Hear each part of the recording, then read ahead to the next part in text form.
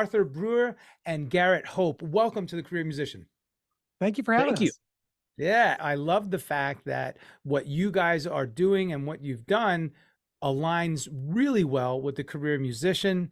We strive to empower musicians with strategies for a sustainable career. Now, that includes if you're an instrumentalist playing in a backing band for a pop artist, or if you're a session cat like myself, or a touring cat, whatever, if you're a composer, producer, and so on. So I can't wait to hear all about what you guys are doing and a little bit about what you've done in your own careers. Thanks for having us on. This is just a real thrill to talk to you and be on your show. So thank you. A little bit about me. I'm Dr. Garrett Hope. I have a doctorate in composition, and I was teaching as a university professor for 15, 16 years.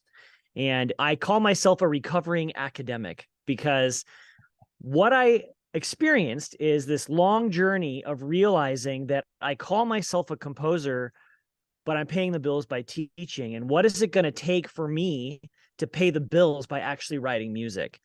And that epiphany was that, hey, I'm a small business. And what does it take to be a small business? What do I need to know? And once I embraced that, everything changed. I've started a few other small businesses, and doing that fundamentally changed the trajectory of my career. And I stopped asking for permission and started creating and finding the opportunities that are there. I love that. The fact that you say, and you say it on your website as well, the portfolio composer, stop asking for permission. And it's so great to hear that. Another friend of mine, Carl Ridlin, an accomplished composer, a studio cat out here in LA, said the same thing. He said, you know what? Look, if you need permission, here, I give you permission. Now just go do it. Exactly. Really well said, Garrett. Thank you. Thanks. And Arthur, so tell us about your background. I have a music degree. I'm not a doctor, but I do have a music degree in piano performance, and I focused on composition. I've been composing longer than I've been doing anything else. And after I graduated from college, I was not able to get a job in music. But I did have design chops. So I went into graphic design, and that sort of became a career, which led to web design. And I started a web development company in 2001. But in 2008, I realized I'd been doing web development, and there were some music skills. I was able to use my editing skills to do multimedia music stuff in the work that I was doing, but I was not able to just outright compose for stuff. So I decided if I'm going to consider myself a composer, I have to start doing it. I have to start actually putting notes on paper, creating the music. So I started pulling all my old stuff out and working on music again. And gradually over time, decided that I was also going to promote myself as a professional composer. And so I'd always done Chamber of Commerce work or connections, networking with my web development business. I decided I'm going to promote myself as a professional composer in a business chamber of commerce, and immediately started getting commissions. It led to me getting my first orchestral premiere. It then led to me getting my first concert band premiere. And I am now a composer in residence for 2 of the local ensembles. And that also led to me creating a model for composerinresidence.org, which is basically create your own residency, a way to make a win-win but no cost agreement between a composer or actually any artist and an ensemble. So you can have a residency without the ensemble having a huge budget to be able to pay you for your residency, but you also get benefit because you can use the ensemble for readings and for performances and so forth. So that then actually turned into, I'll just pause for a second there. Also, I did attend the initial Ultimate Music Business Summit that Garrett single-handedly pulled off right after the pandemic had started, and offered to help him because I saw he was going crazy while he was trying to run everything in that live event. And so I said, let me do your social media while you're on there. And so I helped him with the social media. When it came a month or 2 or 3 or 4 later, and he was planning the next one, he invited me to help him with the next event. So that's how I got involved with the Ultimate Music Business Summit. But I still do web development work, and I still help people with that. But I'm more and more considering myself a professional composer, again, working on creating music for live performance. And I love creating stuff for large ensembles. So this is incredible because talking about taking the premise of what Garrett mentioned, stop asking permission, just go forth and do it. And taking your tenacity that you just talked about, Arthur, the tenacity of, hey, how can I create composition jobs for myself? You went to the most to one of the places that most people would not suspect. Oh, I'm going to go get some composition work there. And that, I believe, is one of the keys. I talk about it all the time, the keys to success. And actually, it's a great networking tip. Don't go where there's going to be hundreds of other composers and producers and music makers. Go where you're going to be one of the very few and intermingle, because now you just stack the odds in your favor. So brilliant execution of these philosophies. And then I love to see the fact that you brought it to life. Continue, please. Yeah. And the thing about this is something that's a champion cause for me. Belonging to a chamber of commerce reminds you that you're a business because you're promoting yourself as being a business, being a professional at what you do. It gives you lots of practice at networking, and it gives you practice at things like, for example, the elevator speech. The whole idea that in 15 to 30 seconds, you have to be able to tell somebody what it is that you do and get them sold on why you're the person that they should hire to do it. That's something that you get practice at with business networking events, but it's not something that you really get practice at when you go to just hang out with people who are other musicians. It's a great skill to have. Plus, it does connect you, and it makes you think in terms of connecting to people who can get you business, but who are not necessarily your direct customers. So for example, as a composer or even as a musician or whatever, you could say, I'm looking for somebody who maybe does event planning, who plans weddings. So I can get a gig composing for a wedding or playing for a wedding or something like that. That way it's going to be a resource who's giving me multiple leads instead of just a one-time, one sale kind of a proposition. Most people are hoping to only get married once. The people who are event planners are planning and hoping to get lots and lots of weddings.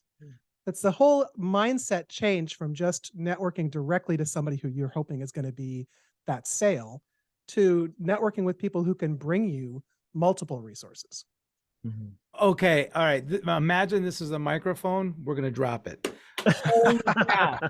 Dude, what you just said, there's so much information that we have to unpack, because the first thing you said, look, because musicians always come to the career musician and say, I stink at networking. I'm kind of an introvert. How do I do it? You just said, become a member of your local chamber of commerce. By doing so, number one, it's going to remind you that you are a business and you have to run your actions as such.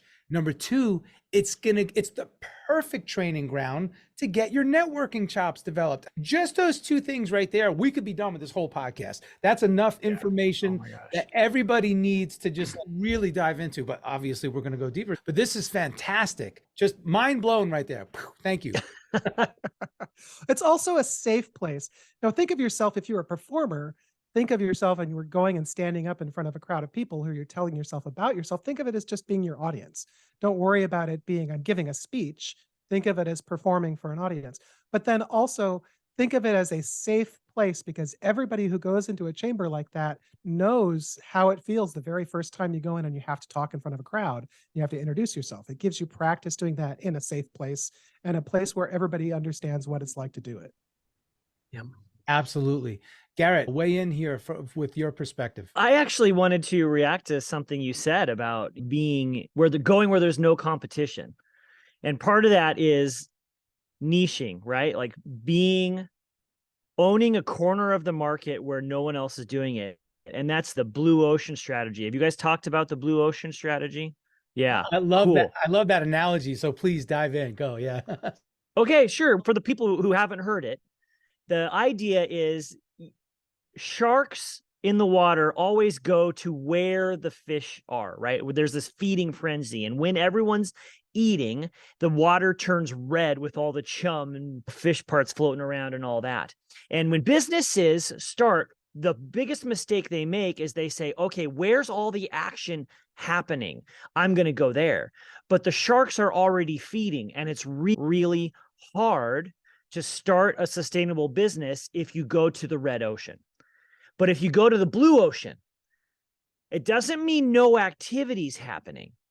It just means you can now be the biggest shark in that part of the ocean.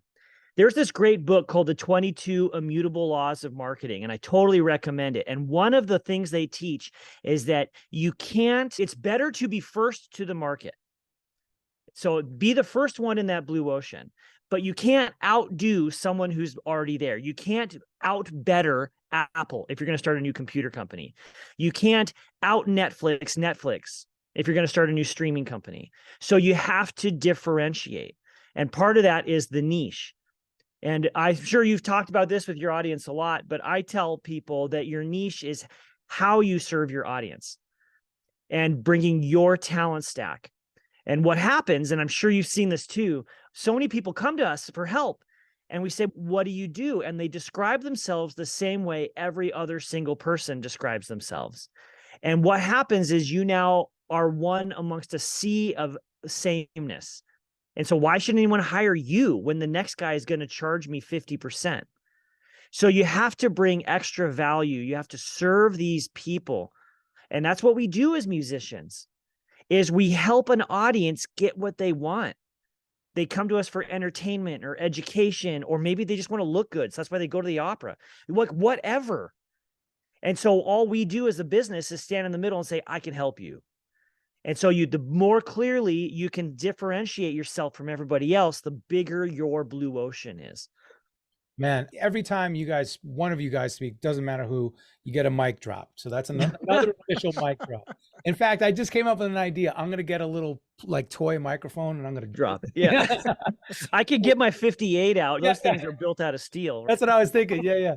All right. So again, a couple things I want to unpack there, because first of all, the blue ocean analogy, the blue water, love that. The red water, blue. And that analogy perfectly describes every music networking event, right? Yeah. How many music networking events have we gone to? And it's just a bunch of musicians standing around and we're all, my music is this, my music is that. Who cares? Nobody cares. Music. Oh my gosh. Yeah. So this is a real beef of mine, actually, because Arthur and I actually, as composers, get booth space at one of the biggest conferences for high school band and orchestra directors. And it happens in Chicago. In fact, we're going to be there in about 3 weeks to do this thing. What's and what happened, it's called the Midwest Clinic. It takes place at McCormick Place. And there's something like 19,000 high school teachers there. And as Arthur said, one of our primary audiences for the two of us is to write for these educational groups. That's actually bread and butter for us. But what happens is we go with the intention of, I want to meet band directors, and all of our composer colleagues go and they're like, oh, I know you. Let's hang out. Let's go get a drink. And I'm like, hey man, I love you too, but I'm actually not here to hang out with you.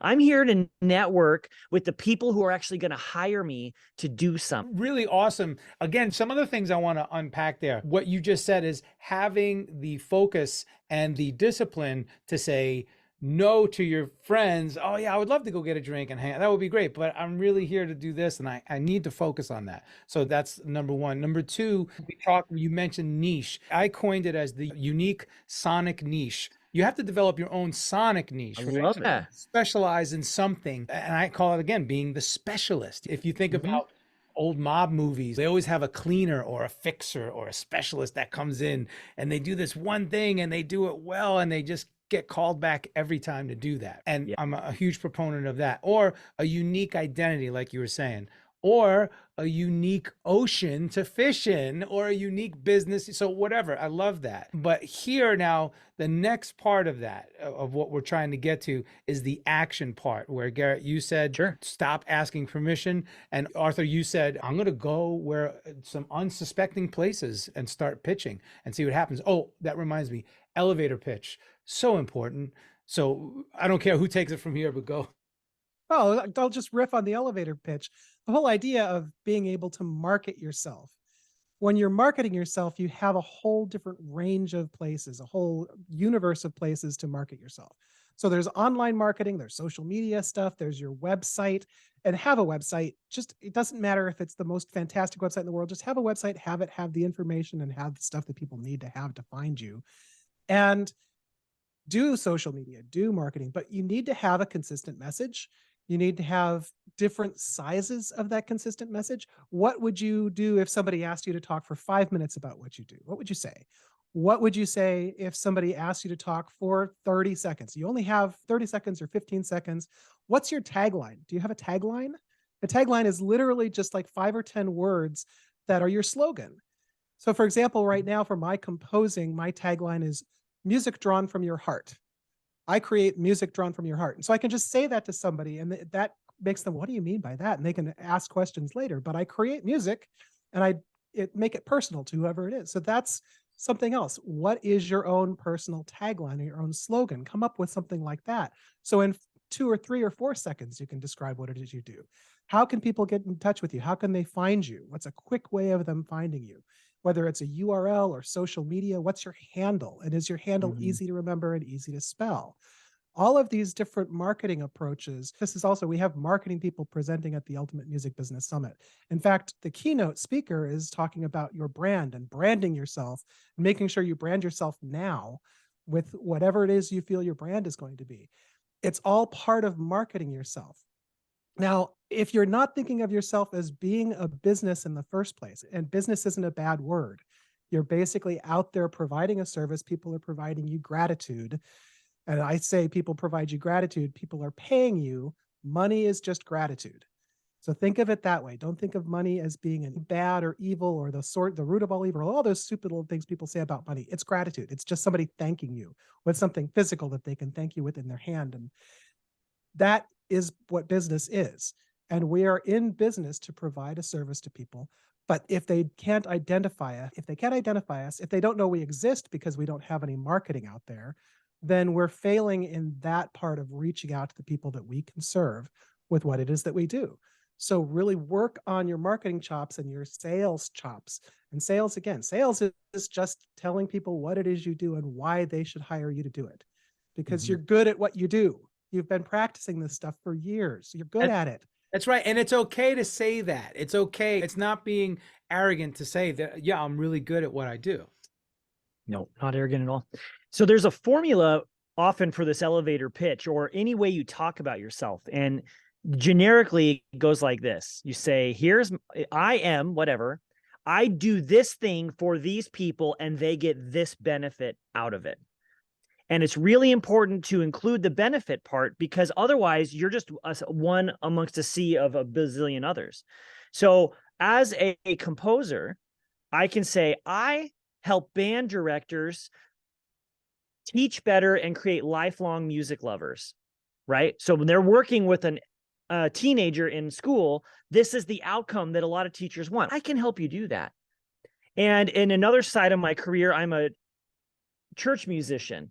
So I help churches create transformative worship experiences with a high level of music, right? Transformative. I'm giving them an outcome. I'm giving them some sort of benefit.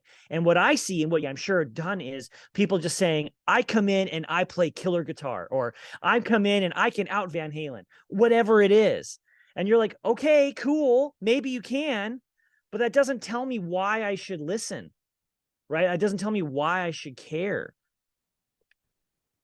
Perfectly said, yes. And that is part of the stigma that I feel about the whole networking stigma amongst the musician community, is because everybody's just going there trying to just strut their stuff and talk about them. So I love this approach and I love what you guys are doing. And I love that you were able to distill it down into this summit. So now all these concepts and all these things that we're talking about, let's bridge the gap here over to the summit and talk about that. Garrett, it sounds like you founded it and then you brought on Arthur as a help, and now you guys are partners, and talk more about that. Yeah, let me tell you a little bit of the history of the summit. So in the middle of all the lockdowns, when no one knew what was going to happen a year, even 6 months out, I had this idea around Thanksgiving. So 2 years ago now, I was like, man, I think I could really help people. What if I created a summit? And what I wanted to do was to give people hope. And I wanted to help switch people's thinking to one of business. Stop being panicky, start taking control, start creating your own opportunities. Don't wait for that permission. And the tagline for that particular summit was, write your own stimulus check. And it was tremendous and got a huge response, but it was a massive undertaking. And so then I brought in Arthur and another friend of ours, Heidi K. Begay, and the three of us together created another one for last year. And now we have the new one. So UMBS 23, that's going to take place just over a month from when we're talking. So January 5 through 7 of 2023. And we picked that time of the year because it's right after all the craziness of the holidays. For many musicians, December's just nuts. And then you have to travel and you're with your family and there's New Year's. And some people then go back to school shortly after. So we found this little teeny gap where there's not a whole lot happening in the world. And it's the beginning of the year, which is a good time to get your butt in gear and get motivated and make some decisions and set some goals. And so the summit right now, we have over 30 presentations with a keynote, and you come and you can go to anything you want. These all take place live. And if you have the VIP ticket, you can then participate in Q&A with the presenter, so you can ask questions related to your situation. Plus, because we have multiple presentations happening at a time, the VIP ticket gives you access to recordings of all the presentations. So we create a membership site at the back end, and you can then watch all this content over and over again. So you don't have to worry about missing something because of work or life, or because you went to a different presentation. So I hope I summarized that well. Really well. Really Yeah. well. Actually, and I'm just perusing the website. It's musicsummit.biz. And of course, all the links will be here for everybody to check out. Very important to check out if you are truly a musician seeking to go pro. This is your goal. Then you can't miss this. I love one of the things you say right here. The one thing not discussed in school is that you are a business. And this is what I've always said. I can't believe how much our missions align, actually. No, it's very copacetic. Yeah, it is. Yeah. Oh, great word choice. I love that. Yeah. Go I ahead. want to throw in real quick that something that has come up is people asking what the ticket prices are and there's so much resistance to that we're seeing from people who are like talking about paying for an online event. If they were to go to a in-person seminar with 30 potential things for them to attend, they would spend a lot more money than this. They'd have to travel, they'd have to stay someplace. In this situation, you can be at home in your own time. If you get the VIP ticket, you can watch the presentations afterwards, and you can watch all of them because there's 2 tracks of presentations. So you can only attend really one at a time. If you do the VIP ticket, you can then watch all of the presentations after. But if you were to ask somebody, how much money will you spend on a piece of equipment? How much money will you spend on a piece of software? How much money will you spend specifically on training for your skill as a musician or as an artist? How much money would you spend to increase your skill in the business of music and to increase the one tool that you have for your entire career, which is your brain, rather than whatever instrument you happen to have now, which you might end up having to get a new instrument in the future? The brain's the only thing you've got that's going to be with you your entire career. So invest in what's in there. And this is not an expensive deal. This is a great deal for the amount of resources that you get and the connections that happen too, because there's a lot of networking that happens. Even just during the presentations, people will connect as they see somebody ask a question, or if they can connect with the presenters as well. So there's networking that's happening on these events too, as well as specific networking events. Yeah, and telling people, like, how much would you pay for a lesson on your instrument, right? You're going to pay a whole heck of a lot just for the regular ticket, or you'll pay more for the lesson than you would on the regular ticket. And the ROI, you can go to almost any of these presentations, and if you implement what you learn, you should get the cost of that ticket back and more within weeks. So we have several presentations on how to build a teaching studio, because that's what a lot of musicians do, right? We teach other, like I've built so many studios teaching kids how to play guitar. And that can be quite lucrative. We know people who are making more than 6 figures just teaching lessons. So what if you could take one of the strategies you learn and turn that into an extra $25,000 this next year? What is that going to do for you? It's really not that complicated. You just have to do the work. You have to change your mindset. And then you have to take the action. Like, holy cow. So many people will learn, they'll listen to a podcast like this. They'll pay $12 for a book, or they'll get the cheap ticket and then they won't do anything. And then they say, this doesn't work. It's not for me. Everything must be followed by action, right? Yeah. Unless you have the discipline to put in those consistent actions, yeah, it's useless. I love the fact that you guys did bring this up, because a lot of musicians, if I'm a struggling musician, why are you going to charge me so much money to do XYZ? Well, no, we have to charge you because A, we are a business and this is how part of how we survive. And B, if we don't charge you and just give you everything, there comes a point where you just take it for granted. Yeah. Unless you pay for something, you're not going to take it as seriously. So very well said. Okay, I want to talk about something now, because I don't want people to think that this is just a pitch to sell them on the UMBS, okay? I want them to understand like how we started. The key here, everybody listening, is Arthur and Garrett, to me, the takeaway is action. They put all of their thoughts, it goes from a dream, from a passion into a thought, and then into an action. So let's talk about that. And how do you guys recommend getting that fire lit for somebody who wants to really do that? First off, going back to what Garrett was talking about, back to the niche, what gives you passion? What gives you excitement for what you do? And what is it about what you do that gets you out there to do it? And if you could do it every single day, if you could do what you love every single day and get money for it so you could pay your bills and so you can cover all your expenses and you can live just doing the stuff that you really love to do, just sit and think about that. How wonderful would that be? How amazing would that be? So look for how you can do what it is you do that you love, and go ahead and just every day, first thing, and this is a recommendation I make, first thing in the morning when you get up, spend time on that. Even if you have a full-time job right now and you're not in music full-time, first thing in the morning after you get up, before you go to work on what it is you love to do. And work on not only doing it, but work on it, reaching out and finding ways of being able to do it in ways that connect you, in ways that bring you income and bring you a payment for a gig or for whatever. And focus on it first thing all the time. And even if you do have other things that are going on, how can you use the stuff that you love and get those brought more into your life? While you're doing what you do for a business, do you have any spare time for a break? When you're taking a break, a great thing to do for your own mind is to focus on the stuff that you love when you're taking a break from work stuff. If something is drudgery and you have to do it and you take a break, while you're on your break, focus on doing what you love. So that's a way to me, of getting excitement about it and getting energy, but just doing it, just actually taking a little bit of time every day to do it and to remind yourself why you love doing it. That's going to be a big step towards the progress.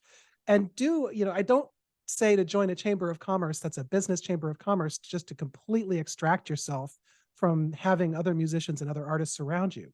You need to have that community of your tribe, and connecting with the people who are in your tribe is really important because you reinforce each other. This is something that I found great in the new music community, specifically through Twitter, which happened a long time ago.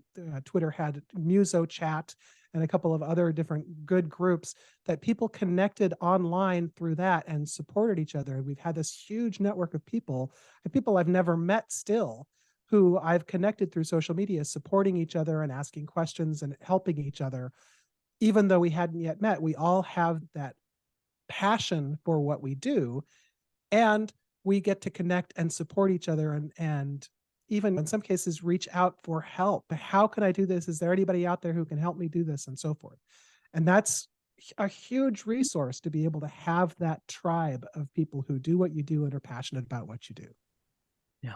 I would recommend, if you are just thinking about this and you want to get started, do what Arthur said and figure out what are you really passionate about, and then look yourself in the mirror and say out loud, I'm running a business.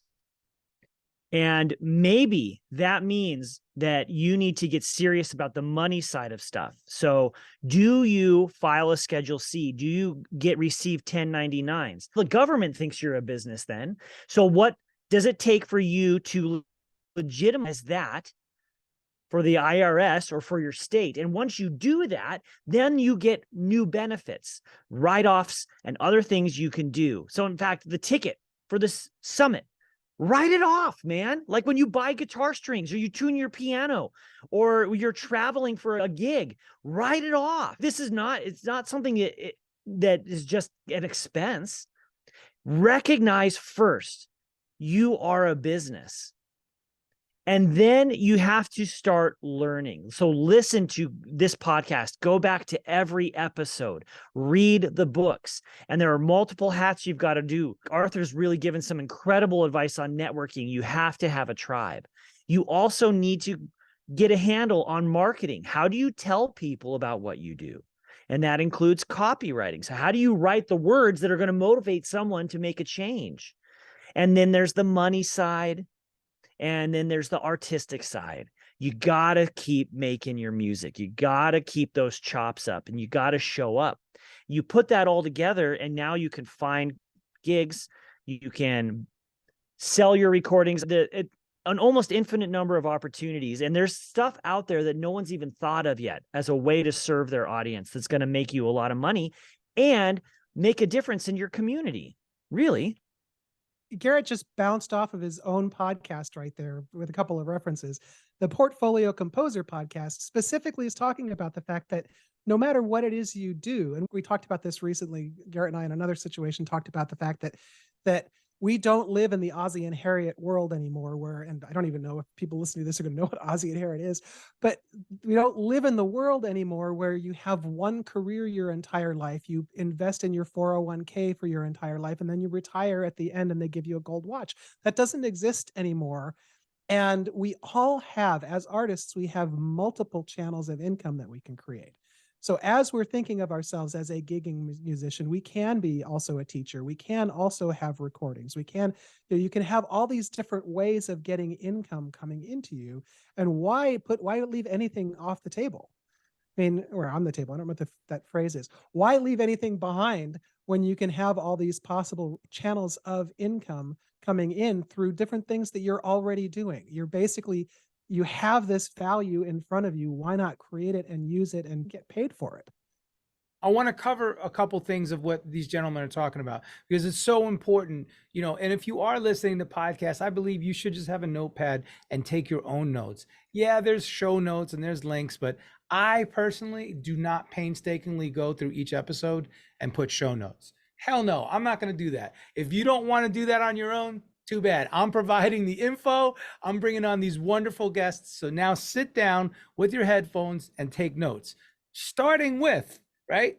Number one, okay, you are a business. If you want to do this for real, you're a business. And then you got to figure out your unique approach, your sonic niche, but also your business niche, right? Okay, and then you have to understand the concept of wearing multiple hats. I always put it as PBC, like personal, business, and creative. Those are the three hats we have to wear. Personal, you have your family time, you have your health time, and all that stuff. Business, if you're going to do business, for me, I like to do it in the morning, 8, 9 o'clock up until about lunchtime. Then I'm done with business. After lunch, it's all creative. And that's the way I like to run my day. But it doesn't matter, whatever works for you. There is no one set way, right? Mm-hmm. And then when it comes to networking, break out of your shell and your comfort zone. So these are the notes you should be taking and applying to your life. Now, something I want to talk about a little bit more on the existential side of things, where our thoughts, right, and our words are so powerful. Yes. Yeah. On that, stop saying anything that is negative about anything that you do. Stop saying negative things about money. Stop saying things like the starving artist. Stop even having that as a concept. These are false narratives. And we have tons of them in our society. I personally know lots of them around money because I've had problems with money myself, and I hired somebody who is a money coach to help me deal with that. And she happened to be somebody who presented in the summit. Get rid of the negative thoughts in your mind. Kick imposter syndrome to the curb.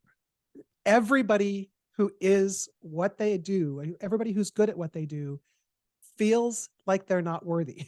This is just universal. No matter who you are, no matter how good you are at what you do, you have this feeling inside that somehow you're faking it and the other people who are doing it aren't faking it. That's not the way it works. And I'll pitch a book. The War of Art by Stephen Pressfield is a fantastic book. Oh One my of the things gosh. he One says, of my favorite books of all time. one of the things he says is, if you have imposter syndrome, congratulations, you're the real deal. Because you care about what you do. And the reason that imposter syndrome, the reason your resistance can attack you that way is because it knows you're thinking critically about what you do. If you're thinking critically about what you do, then you're putting your own values on it. You're putting your own worth, and you're criticizing yourself to make yourself better. People who are fakes don't do that. And oh gosh, see, I'm so glad you brought that up. Stephen Pressfield, The War of Art. And we have to fight the resistance every day. What's the resistance? That self-talk, that negative narrative, like you said, that is false. I can't augment that really, except to reinforce it. The words you use create your reality.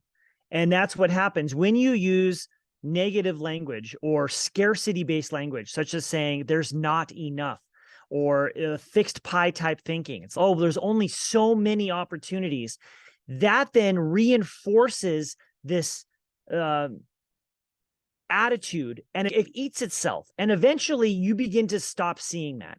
When you switch your language from one of not enough to plenty, or from scarcity to abundance, and you start being grateful for what you do have, a weird thing happens. You begin seeing more ways that you can create opportunities. And they're out there. The words you use create your reality. And whether you're talking about your relationships on your personal side, or your business side, or your creative side. Like, I've got a great story for that if we have time. Do we? Okay. I've been married about 22 years to the most wonderful woman on the planet. And when we were newlyweds, she was working in a situation where she had 4 or 5 older women mentoring her. These were good people. But when they were all together in the office, they just started bitching about their husbands, as people do when you're together. And a weird thing happened is my wife began to realize that as these women complained about the little things that were getting under their skin in their relationship, she was beginning to see those men in that same negative light, even though they were not bad people either. So very early in our relationship, we made the commitment to not speak badly about each other to other people. This is different from when I need help, or I need a problem and I need to discuss it with a mentor or a colleague. This is just when you get together and you just want to belittle and slam. This happens when people get together, right? Like, we go and we get drinking and you're like, oh, you wouldn't believe what my wife did this week. What we noticed is that because I was only choosing to use words that built her up in my mind, she built up. The words I used created an entirely new reality about her, and it enriched our relationship. Now, that's just on the personal level. What if this happens with your relationship with your business, with the people you're making music with, or money, or whatever it is? So it's, yeah, when you brought it up, Nomad, oh my gosh, the mindset stuff is, people don't believe me when I say it, but you got to deal with this really early in the process. Because if you're trying to build a business, but you don't think it's possible or there's not enough, what's the point? You're already defeating yourself. You can't have that internal war go on constantly. It is going to seep in. It's going to happen. It's human nature, like we were saying. But I always refer to these as universal laws that they're irrefutable. You cannot change these. And I don't care which deity you choose or choose not to serve. Doesn't matter. These are universal principles that are in place. Yeah. It's just being human. Yeah. And it's the fact that the map is not the terrain. The idea of what's in your head about what's out there is not really what's out there.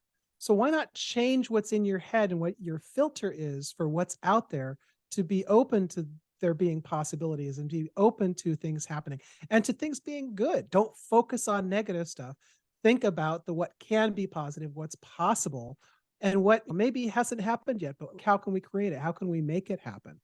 And focusing that way and thinking that way and practicing doing that every single day, because it does take time to turn around your brain. You've got these grooves, and it's basically you're in a groove that you've been building your entire life.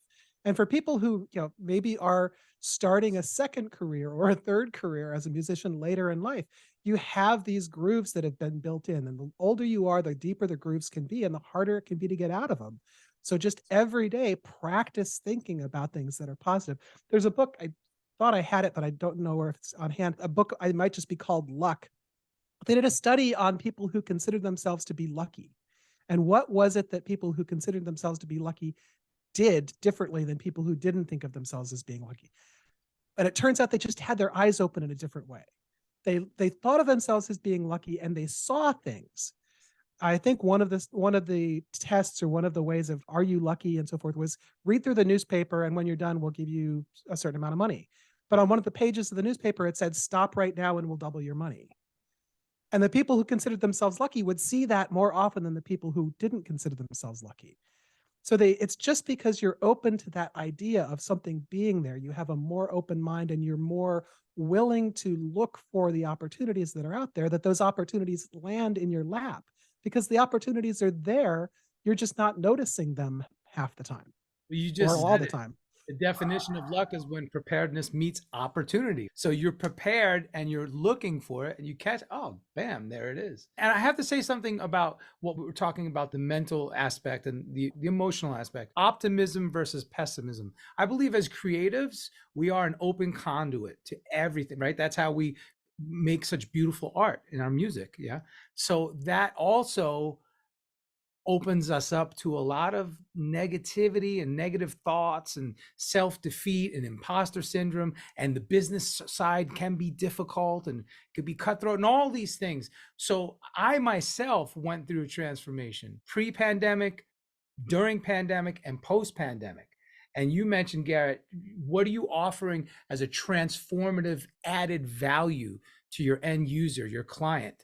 Something I always like to say is we're not saving lives, we're enhancing them. So for me, I went through this myself where I used to be a pessimist. I'm a Cuban Italian New Yorker. So like I have this whole thing already. You could hear it, of course, and sometimes I can exaggerate it. But as a musician, struggling a lot, but I've always made a career out of it. Those grooves in my record brain were very pessimistic. And then through time, with the help of my wife, I'm so grateful, again, as most of us are who have such an excellent spouse or mate. So yeah, I do have to say that when you mention that, Arthur and Garrett, exercise it daily. You have to retrain your mind.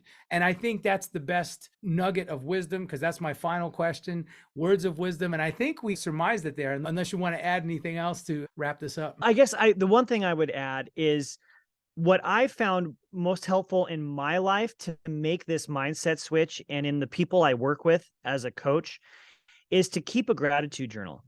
Every day, just write down 10 things you're grateful for. And you're thinking right now, some of you who are listening are like, so that's going to be so easy. Cool. Do it today. Do it tomorrow. Can you do it 7 days in a row without just repeating yourself over and over? And you will find that the deeper you go and the more you express gratitude, the more stuff comes into your life, because all of a sudden you're grateful for what you have and you're less afraid of what you don't have. Yeah, and that's a mindfulness sort of approach too, being mindful of what you have. I practice that same kind of thing where every single night before I go to bed, I have a few particular people who I will just send a quick text to. Today was a success because I did this. I succeeded today in doing this. Today I learned this. Today I helped somebody by doing this. And looking at the things that were positive things from that day. And I realized during the day now, I'm thinking in terms of what have I done already to help somebody? Have I already done something to help somebody? What can I do to help somebody now? What can I do that will be a success now? What can I do to improve tomorrow, right now? And it becomes, it's like the groove. It rewrites the training that you got in your brain. Yeah. We've been covering so much today, but I want to just tell your listeners that all of this stuff is the fundamental part of running a business and being a successful human, as well as being a successful musician. And we have sessions that cover every single thing we talked about today at the summit. If you want to kickstart 2023, and if you want to find better strategies to change your thinking, or learning how to market yourself for your ensemble, or how to fill a teaching studio so you can make a couple $1,000s a month just teaching lessons, then it's all here. Come to the table. Like, seriously, we're inviting you. So go to musicsummit.biz and get your ticket. I love it. You heard it right here. musicsummit.biz. I definitely want to attend. And this is the beginning of a great burgeoning relationship between the three of us and our different endeavors. And so again, musicsummit.biz. And here's the cool part, folks. If you're listening and you're quick to that opportunity, you're paying attention, and you have your perceived luck because you are looking for things to happen. These guys are so gracious. They're going to give us a ticket. They're going to give one ticket away, a $37 value on our 12 days of giving campaign that we're doing here on the Career Musician. So again, 12 days of giving. We are giving the selected winners something fantastic that's going to enhance their careers and help them in their aspirations towards being a full-time career musician.